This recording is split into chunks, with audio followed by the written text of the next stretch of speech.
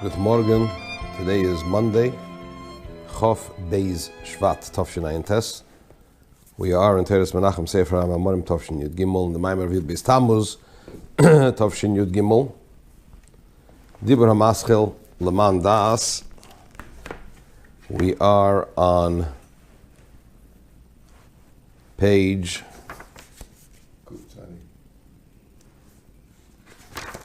Kuf Tzadik. We are 2, 3, 4, 5, 6, 7, about approximately 8 lines from the bottom. The line starts with the word Tzimtzum, and we are at the full stop. The Rebbe here is addressing the idea of Havayahu Elakim, the giving force, the energy of the spheres, and the withholding force, the regulating force, the keli, the vessels of the spheres are all one.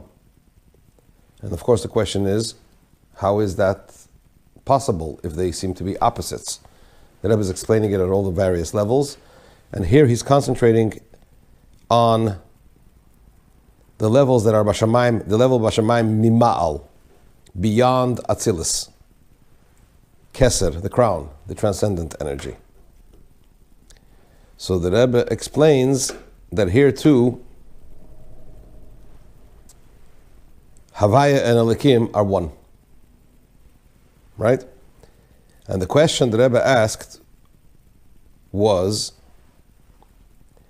being that the divine energy is pure, unfragmented, unformed, how, in other words, beyond Atzilus, the energy is pure. How then does the energy in Atzilus, the Eir in Atzilus, the light in Atzilus, develop a form? Certainly according to the opinion that says that what?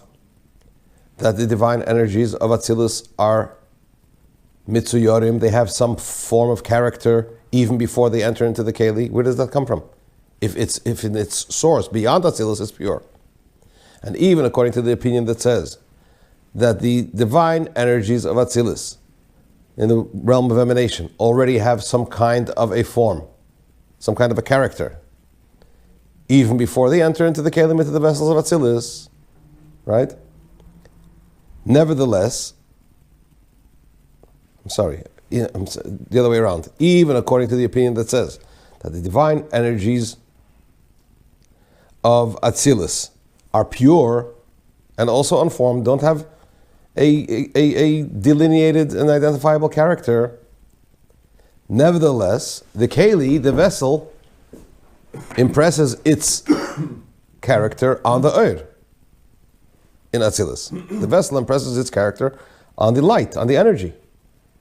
If the light is inherently pure in its source, and in its source, the Keli, the vessel, cannot impress its character on the energy, how then, when it comes to Atzilus, is it able to? Where does that change how does that change take place? And the Rebbe explained, it's because it goes through the divine energies of Atzilus, pass through a parsa, a curtain,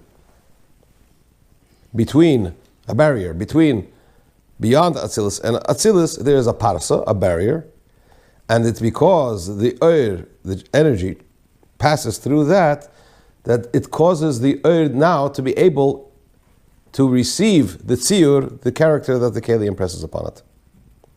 And the Rebbe said that this is also so because it also passes through the parsa after it has already gone through the Tzimtzum Rishon, the first contraction, which is Tzimtzum B'derech Siluk, contraction in a manner of removal, as we discussed in the previous Shiur.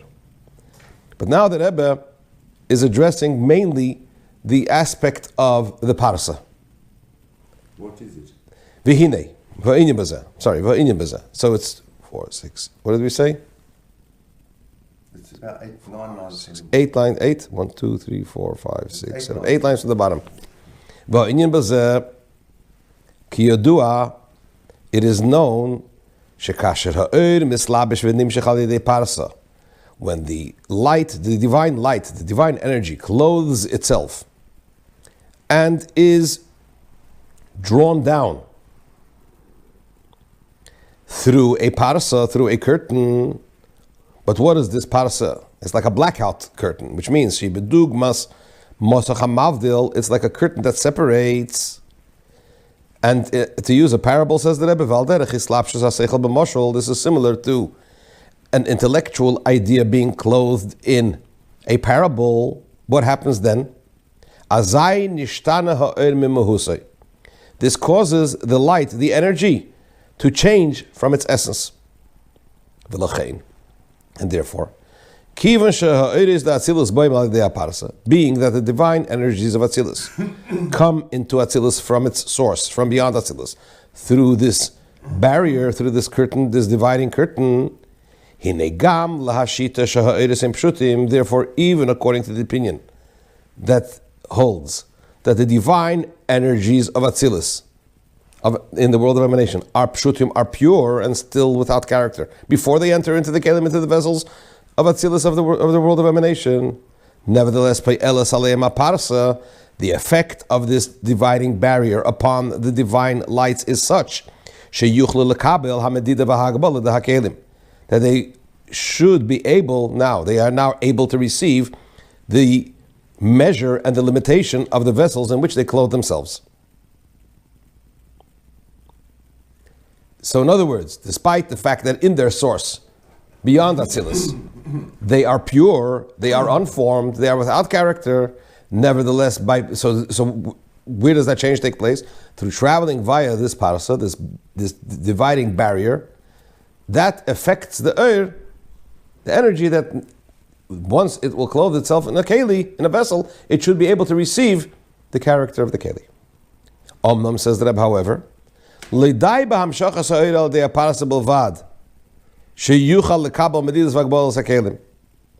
however, the Rebbe says that's not enough. Okay, the parasa does have an effect on the divine energy, but it's not enough for the energy to be drawn through the parasa in order to receive the limitation and the measure of the vessels. Why? In other words, we need something else. Why not? Because even after the divine energy travels and is drawn through this parasa, this dividing barrier, nevertheless it's still it doesn't change, doesn't become something else. It remains light, energy. What is the characteristic of we know that one of the characteristics of is that it's me'ein ha'ma'ir. It's similar to the luminary from where it stems. If it's similar to the luminary from where it stems, just like in the luminary, we cannot associate any fragmentation. Top of page Kuf Tzadik Aleph. And there's also, we cannot associate to it any measure or limit. And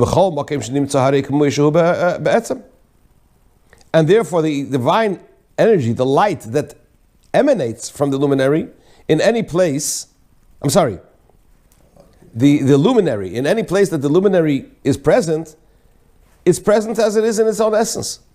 So in in other words, it's an essential characteristic of the luminary that it is not fragmentable. Therefore, in such a manner, in such a manner, it would follow that the light that stems from it should retain its similarity to the luminary, and by definition, unfragmentable. So where does this fragmentation come from? Where does the ability for the for the light in Atzilus to be able to attain fragmentation, where does it come from? The parasa is not sufficient. That's why we come to the second aspect that the Rebbe mentioned, and which is actually the first one that happened to the Why indeed can the parasa now affect the light to the extent that it does in Atzilus, that it could take on the characteristics of the kelim and be fragmented? Because initially it traveled through what? The first contraction. And as mentioned, it's not just a contraction in a manner of reducing the revelation, but rather it was a contraction that removed the Eir completely, so to speak.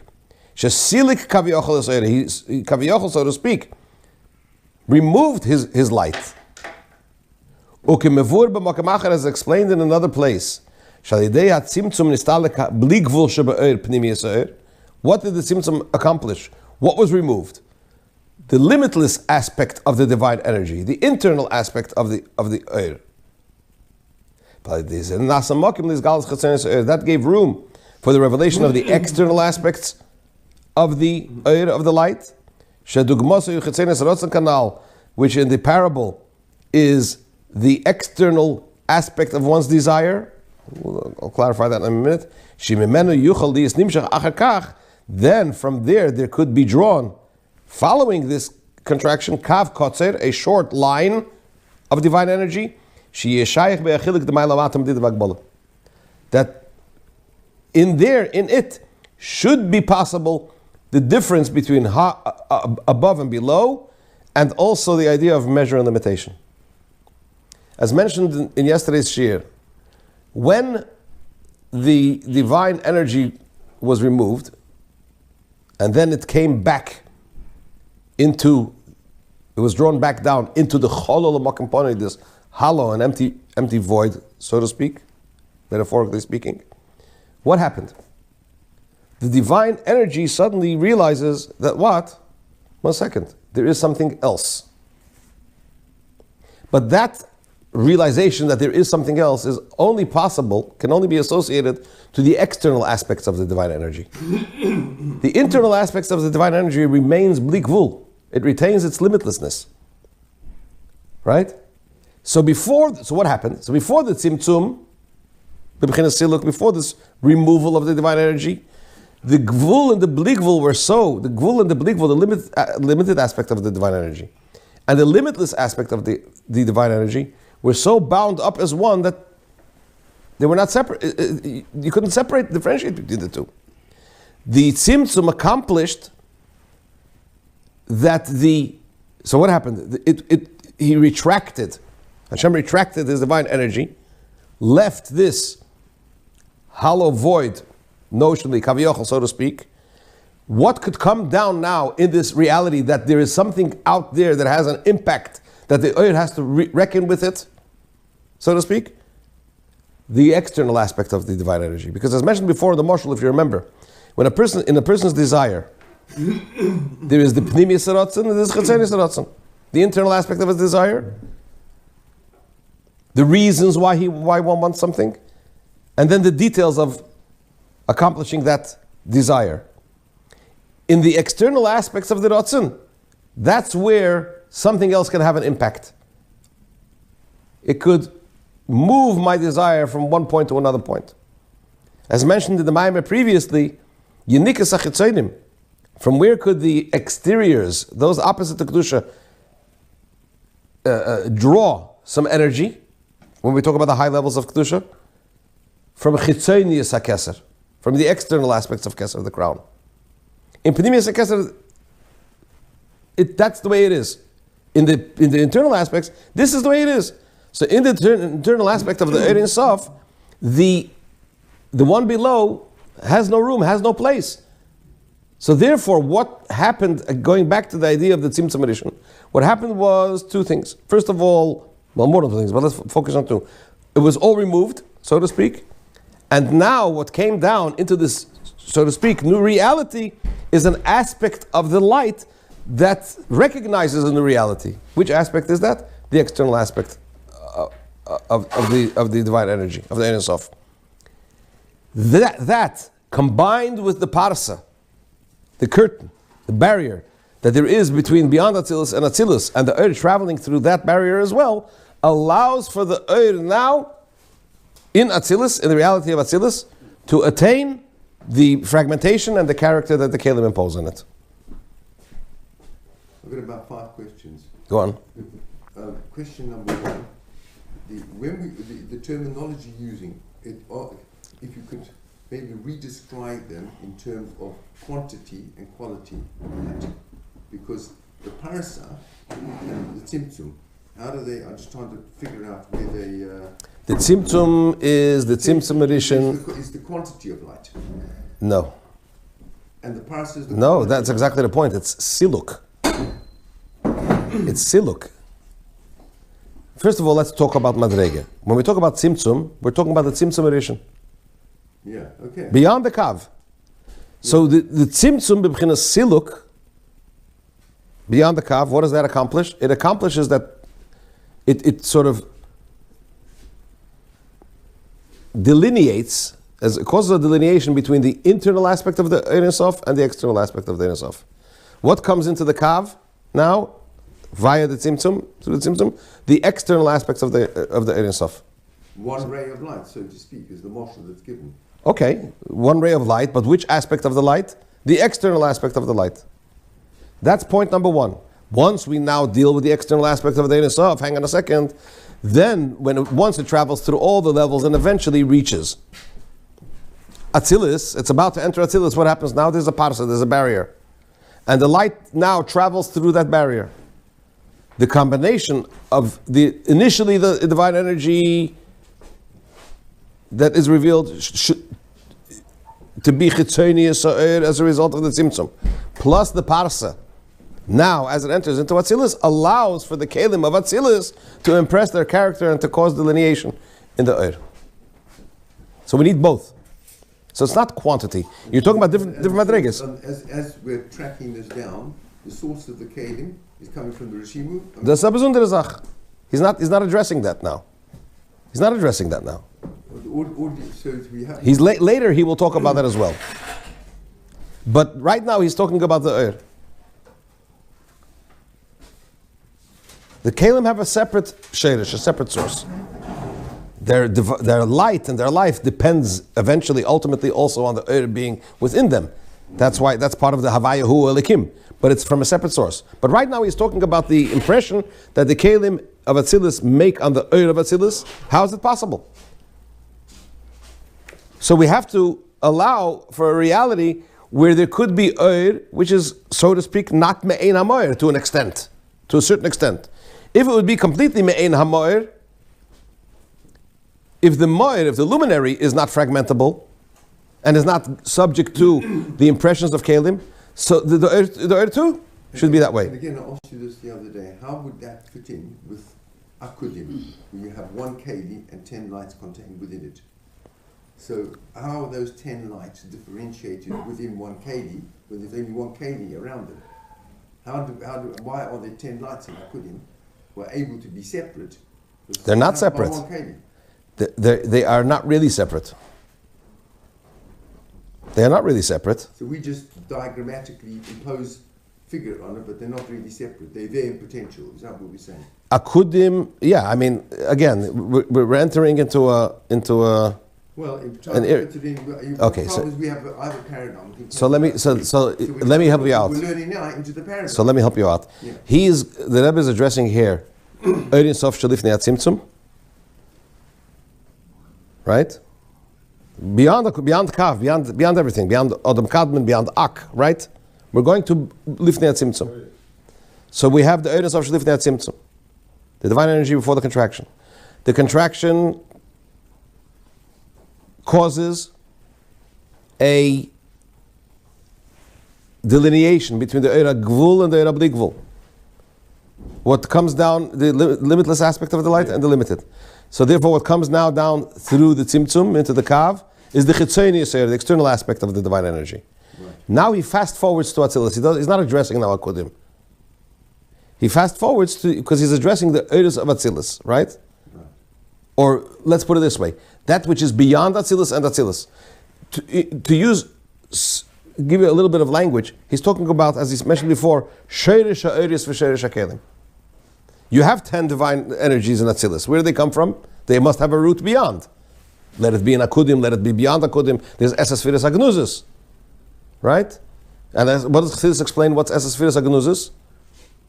The hidden divine attributes? They don't exist. If they will be called forth, they exist in a manner that if they will be called forth, they will exist. That's why they're called names, shemus.